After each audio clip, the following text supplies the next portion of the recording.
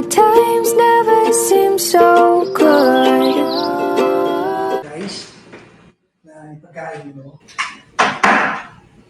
Luto na po yung aking pagkain. Meron pa ang dito, electric caldero. Yay! So there you go.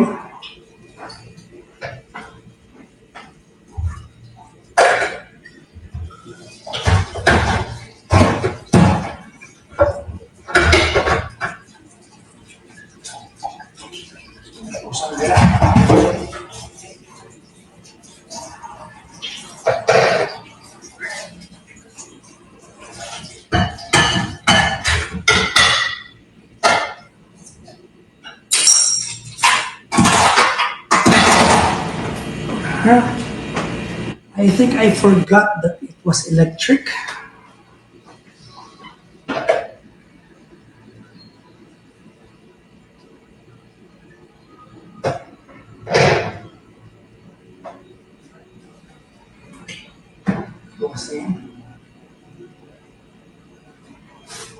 Right? So, cara. Ito. There you go. Ang laman po ng aking ay calamares na vegetarian. Ang sahog po niya. Calamares na vegetarian. Siomai na vegetarian. Egg. Mushroom, noodles, and ang nalimutan ang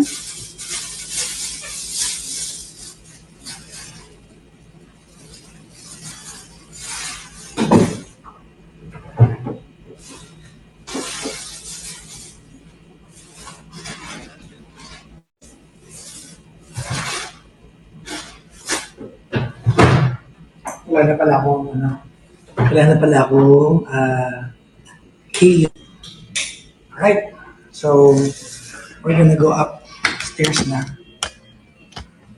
Ganun paano ko ilalagay ito hindi ko natapon yung niluto kong pagkain kasi sayang naman pag natapon natin.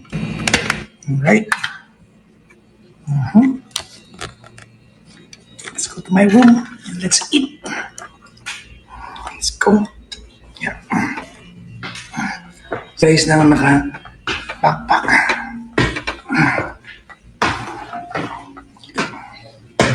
Chloe? Kadugaan. Okay lang. Bukas pa lang. Yeah. This is my room. Pag-exen ako. I turn on my own lights. Ayan. Welcome to my life. So, magkikinang-kinang yan. Hanggat di ko ini-steady. And then, I turn there you go. So, you see the entire preparation.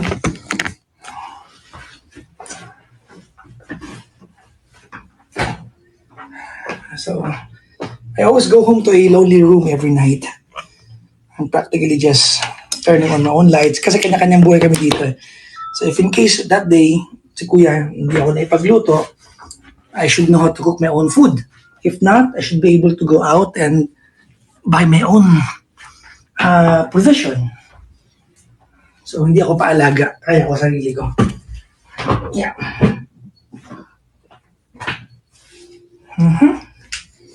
So, yun na.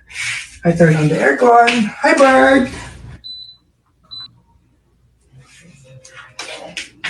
Ikaw ko nasa baba pa. So, the tea will go last. The buko just comes first with the food.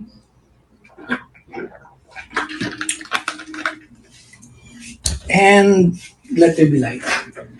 So, this is my life. So, nakikita nyo lang kasi pagka dumarating ako, pagka nagla-live ako ng gandang oras, is that lights were turned on already, I'm already eating. Normally, Kuya would cook for me, kaya lang po kasi ngayon, mga pamangkin ko nandyan, so lagi siyang pagod. He's always tired. So, ayoko siyang istorbohin pa na obligahin magluto at midnight. Kasi si kuya, voluntary, ayaw niya na nagluluto ako. Siguro kasi na pagod ako. He will wake up to cook for me. Ako naman, ayoko. So kanina sabi niya, tol, pagdating mo ha, pagluto kita ng gulay. Kasi alam niya, gulay. So ako naman, I got home and naka-ready yung lulutuin niyang gulay. Hindi ko na siya ginising. Bukas na lang. Okay naman, I can cook naman.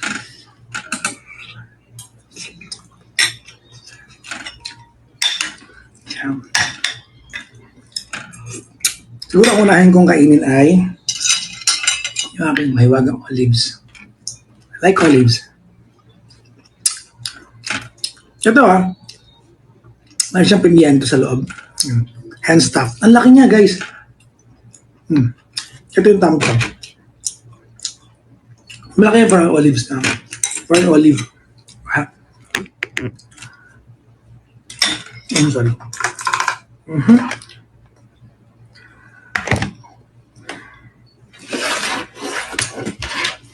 I wish nothing but the best for you too. Don't forget me. I bet. Yes, mami. Masarap yan. Talaga yan. Video yan, sabi? Oh, yeah. Olives. I like olives. So, nakita niyo naman, di ba? So, normally, when I come home, later in life, alam mo, I realized, ayoko kasi nang i-istorbo hanggat maaari. So, for example, dumating ako, si kuya, tulog. Ayoko na parang kasi, luto mo naman ako. Ayoko na inaasik. Kasi,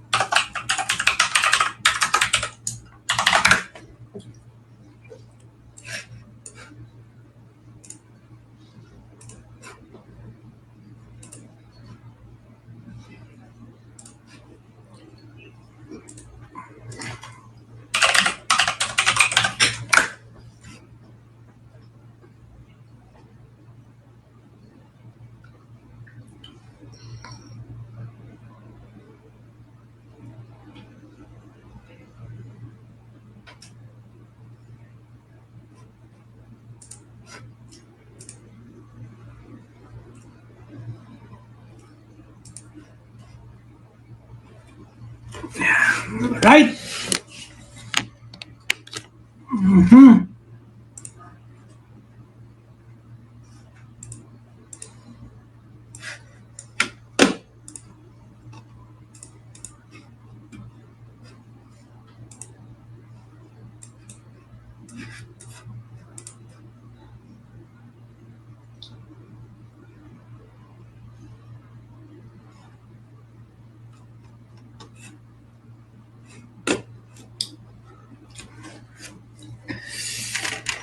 Pinapalamig ko lang. I like noodles when it's not just, when it's not, yung flaming hot.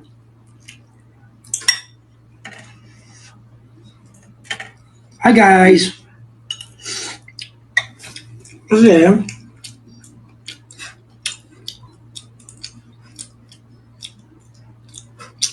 madali ako magkasing. Kaya ayoko na mainit. Masyado. Harvey?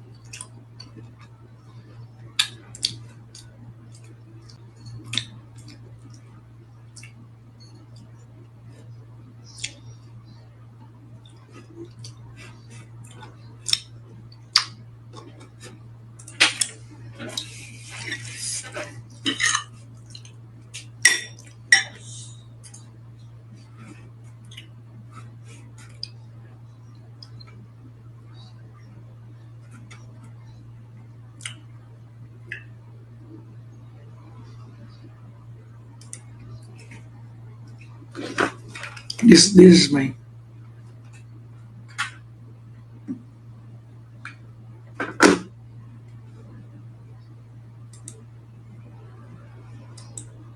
long and fully loaded weighs 31,000 tons, as much as 55 Airbus A380s, with a maximum drilling depth of 12 kilometers. Theoretically, it could drill through Mount Everest almost 1.5 times. From the very bottom to the top, it measures 122 meters, making it taller than the Statue of Liberty. It took all of 6 years to make, and now it is finished. And ready for its first deployment, a full 25,000 kilometers away. Normally, big drilling rigs are transported using semi-submersible heavy-lift vessels. But this is not possible with the West Bolsta. The reason is the propulsion system. It has a total of 8 thrusters directly under its pontoons. With these thrusters, it holds its position above a wellhead when operating, or moves from one location to the next. If it were transported with a semi-submersible, it would rest on the thrusters and damage them. Later in the afternoon comes the moment of truth. Master Oscar gives his go for the casting off. The star of this mega transport is the ALP Striker, the world's most powerful ocean-going tug. 89 meters long, 21 meters wide, and with a top speed of the equivalent of 35 kilometers per hour. Thanks to her engine strength of over 24,000 horsepower, she has a bollard pull of 309 tons, more than any other tug in the world.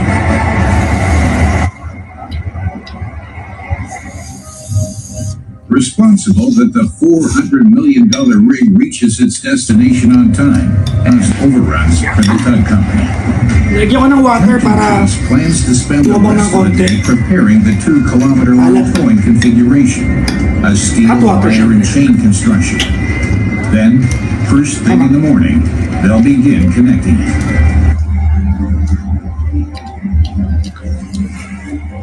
The last quiet night for the tug crew. Good morning.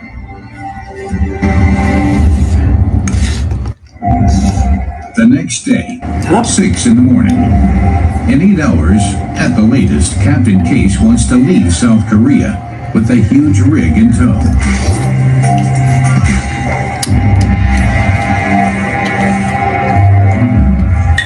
I'm turning the vessel now and slowly proceeding to the West Bolsa, and then we will start making preparations for our wreck.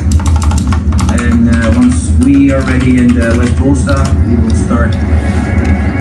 Despite the time pressure, the crew must take care not to make any mistakes during the connecting process. After all, Good morning. the connection has to last a full 3 months. To make sure the tug can pull the 31,000-ton rig on its own, it requires an ingenious system of chains and steel cables. First, the crew mounts a steel wire in combination with massive chains to the pontoons of the rig.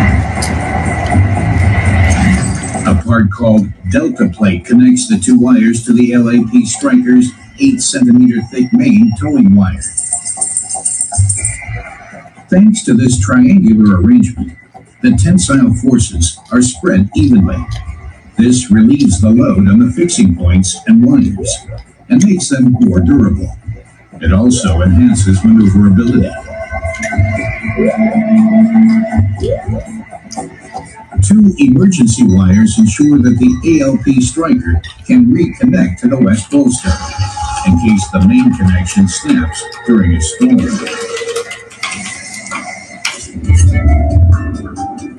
The captain's air connection is Chief Mate Dmitry Nefedov.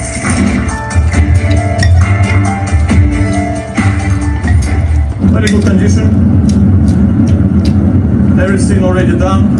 Prepared, just small thing. But anyway, Sabi niya, step by step, we will fix any issue will come. Dmitry can't count the number of times he has discussed the mounting plan with his team over the last few days. Whether or not it will work will only become clear in the next few weeks and are only used in case of an emergency. Deck bridge. Okay, they're lowering down the pennants. Please, one guy in contact with the crane for the landing. The West Bolster crane lifts the first of the huge anchor chains onto the deck of the tug.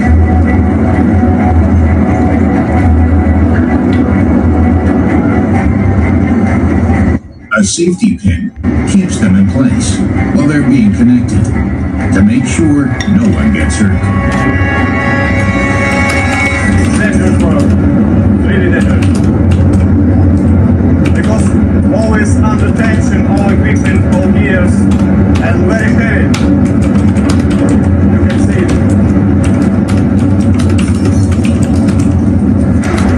This shackle alone weighs almost 150 kilograms. It connects the anchor chain with the emergency wire.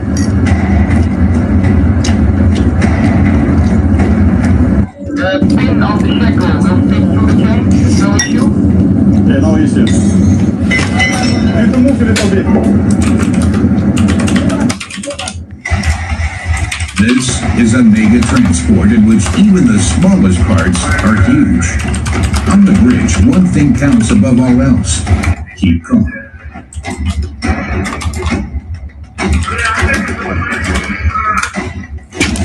I'm keeping at the moment the vessel in a proper position and having the complete overview that the vessel stays in position, the crew on deck is working good.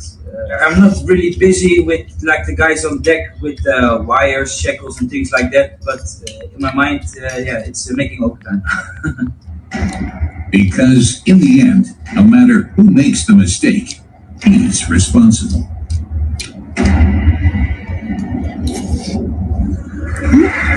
On deck, the crew has now attached the first emergency wire to the anchor chain.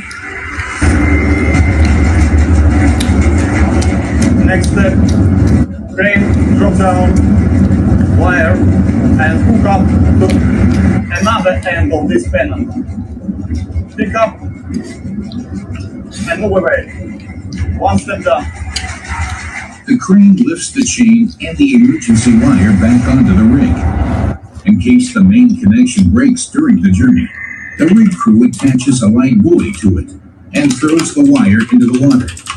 It's the only chance they have to reconnect. Also, 1 hour, so at the moment we are on schedule, no delay, so everything goes fine. Only now does the crew begin with the most important step, connecting the drilling rig and the tug. Captain Case needs to change the tug's position. To attach the massive steel chains to the pontoons of the drilling rig, the ALP Striker has to drive extremely close to the rig.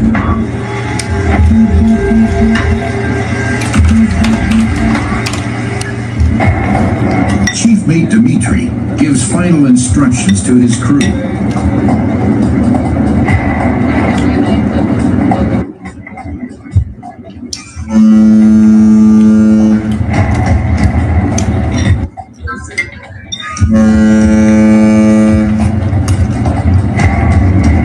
I don't know, no idea. Maybe good luck. They can certainly use that. Dmitry's primary assistant on deck is Bosun Razel Kayale. He's coordinating the deck crew.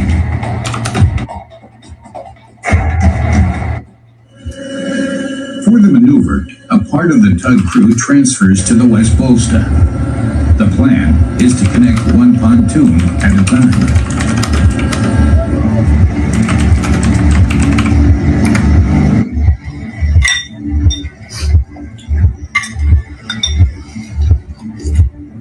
To get the chain from the tug to the pontoon, the ALP striker has to get even closer to the rig, just 5 meters away.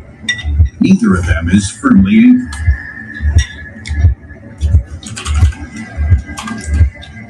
In order to minimize the risk of a collision, the crew attaches a radar amplifier at the West Bolsta. It amplifies the position signal for the ALP striker. That way, the onboard computer can hold the tugboat's position accurate to an incredible 20 centimeters, in spite of the swell.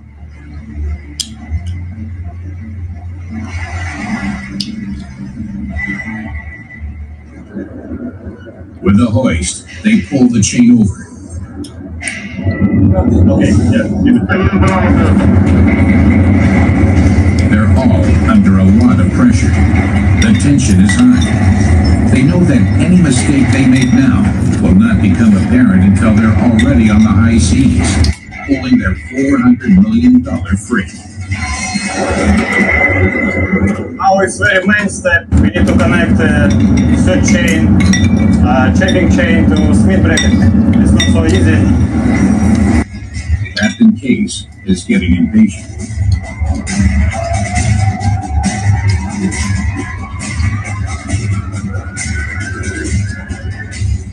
Guys, above the pin you have a vertical bar, that's for hammering.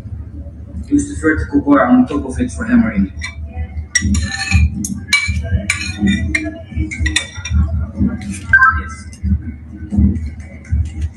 And there is always a small chance that something could happen, like one of the wires of the connection could break. Finally, the crew succeeds in positioning the chain. A 25 centimeter thick bolt holds it in place.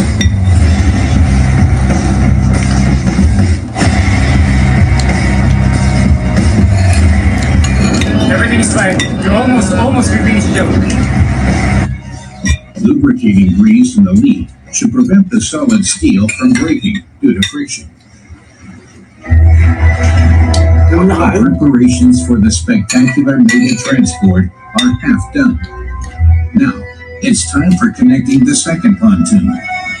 By now, the team is experienced with this specific set of gear.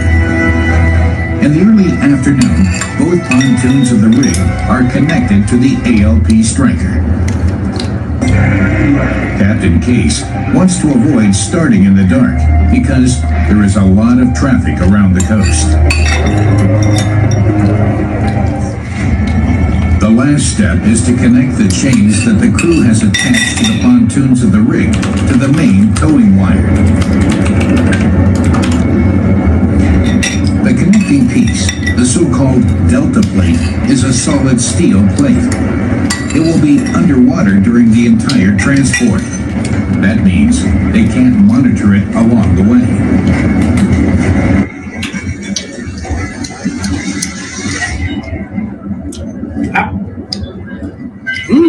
The team also secures each connection using a cotter pin. It prevents the huge screws from loosening. Now comes the decisive moment. The wire construction has to be undertaken before they can tell whether the crew has done a good job. Okay. It looks fat here. I don't know.